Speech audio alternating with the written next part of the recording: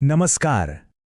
आज आपण एक अशी गोष्ट ऐकणार आहोत जी आपल्याला लहानपणीच्या एका चुकीबद्दल, एका छोट्याशा खोट्याबद्दल आणि त्यातून मिळालेल्या क्षमाशीलतेच्या एका मोठ्या धड्याबद्दल सांगते. ही गोष्ट आपल्याला हे दाखवते की कधीकधी एक छोटीशी चूक सुद्धा आपल्याला आयुष्यभराचा एक महत्त्वाचा धडा शिकवून जाते. चला तर मग या प्रवासाला सुरुवात करूया. या कथेची सुरुवातच इतकी सुंदर आहे नाही का?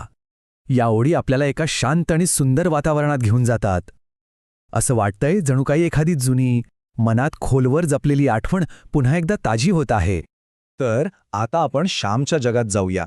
हे एक असं जग होतं जिथे परंपरा, संस्कृती आणि कुटुंबातील संस्कार यांना खूप जास्त महत्त्व दिलं जायचं.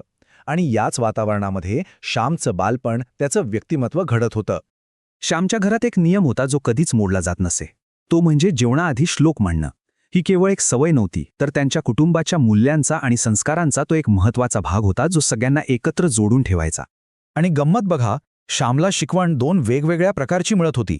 त्याचे वडील त्याला सकाळी श्लोकांचा अर्थ, त्यामागचं व्याकरण एकदम विश्लेषणात्मक पद्धतीने शिकवायचे.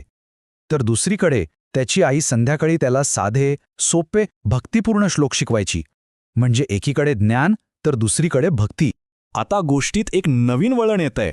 एका सामुदायिक जेवणाचा प्रसंग येतो आणि इथेच श्यामला मिळालेल्या ह्या सगळ्या संस्कारांची खरी परीक्षा होणार होती.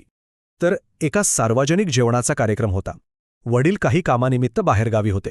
अशावेळी तिथे असलेल्या सगळ्या मुलांकडून काहीतरी सादर करण्याची अपेक्षा होती. साहजिकच श्यामवर सुद्धा त्याच्या घरची परंपरा जपण्याचा एक सामाजिक दबाव होता. पण इथेच एक प्रश्न निर्माण होतो. श्यामला तर इतके श्लोक पाठ होते, वडिलांनी आणि आईने दोन्ही शिकवले होते, मग तरीही तो गप्प का राहिला? त्याच्या मनात नक्की काय सुरू होतं? यामागची कारणं खूप साधी पण तितकीच खोल होती. तो स्वभावानेच खूप लाजाळू होता. लोकांसमोर काही बोलायची त्याला भीती वाटायची. आपला आवाज चांगला नाही, लोक काय म्हणतील, आपली चेष्टा करतील, अशा अनेक विचारांनी त्याच्या मनात घर केलं होतं. आणि याच भीतीमुळे एक छोटीशी चूक घडते. ही चूक हळूहळू एका मोठ्या समस्येत बदलते. एक असं खोटं जे सगळं काही बदलून टाकणार होतं. घरी आल्यावर आईने सहज विचारलं, श्याम, श्लोक म्हटलास का? आणि हाच तो क्षण होता. आईला नाराज करण्याच्या भीतीने श्यामने एक छोटंसं खोटं बोलून टाकलं. तो म्हणाला, हो. आणि मग बघा कसं होतं. एक खोटं लपवण्यासाठी दुसरं बोलावंच लागतं. आईने विचारल्यावर त्याने वडिलांचा आवडता श्लोक सांगितला. पण म्हणतात ना, सत्य जास्त वेळ लपत नाही. त्याचे मित्र खेळायला आले आणि त्यांनी हसता हसता सगळं खरं सांगून टाकलं. मित्रांनी चेष्टेत म्हटलेलं हे वाक्य श्यामच्या काळजाला लागलं. सगळ्यांसमोर त्याचं खोटं उघडं पडलं होतं आणि त्याला खूप लाजिरवाणं वाटत होतं. आता सत्य सगळ्यांसमोर आलं होतं आणि श्यामला त्या परिणामांना सामोरं जायचं होतं. हे ओझं त्याला खूपच मोठं वाटत होतं. दुसऱ्या दिवशी सकाळ झाली, पण ही सकाळ नेहमीसारखी नव्हती. श्यामच्या मनात एक भीतीचं वादळ सुरू होतं. आता पुढे काय होणार या विचाराने तो घाबरून गेला होता.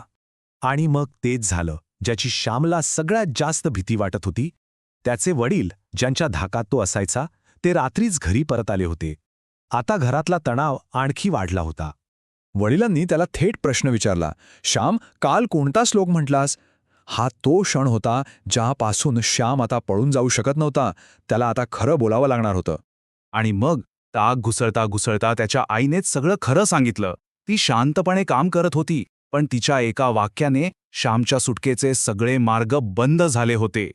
आणि हा या कथेचा सर्वात महत्त्वाचा आणि भावनिक क्षण आहे. श्याम रडत रडत आईच्या पायांवर कोसळला आणि म्हणाला, आई, मी चुकलो, मला क्षमा कर. हा त्याच्या पश्चातापाचा आणि संपूर्ण शरणागतीचा क्षण होता.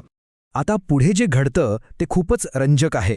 ते आपल्याला पालकत्वाच्या प्रेमाचा एक वेगळाच पैलू दाखवतं. हे दाखवतं की प्रेम किती गुंतागुंतीचं असू शकतं. सुरुवातीला वडील खूप रागावले. माझलाच होय तू, असं ओरडले. श्याम भीतीने थरथर कापत होता. पण मग अचानक वडिलांचा तो राग एका क्षणात मायेत बदलला. ते शांतपणे म्हणाले, ये इकडे, आणि त्यांनी श्यामला जवळ घेऊन त्याच्या पाठीवरून हात फिरवला. आणि यातूनच आपल्याला या कथेचं सार कळतं. मुलांना घडवण्यासाठी प्रेम कधीकधी कठोर असावं लागतं, तर कधीकधी मायाळू. जसं कुंभार मातीच्या गोळ्याला आकार देण्यासाठी त्याला दोन्ही हातांनी आतून आणि बाहेरून आधार देतो, अगदी तसंच कथेचा शेवट या सुंदर कवितेने होतो. यात सांगितले की ज्याप्रमाणे झाडांना आणि फुलांना ऊन आणि थंडी दोन्हीची गरज असते, त्याचप्रमाणे मुलांच्या विकासासाठी प्रेम आणि राग म्हणजे माया आणि शिस्त या दोन्ही गोष्टी आवश्यक आहेत. जगात विकासाची हीच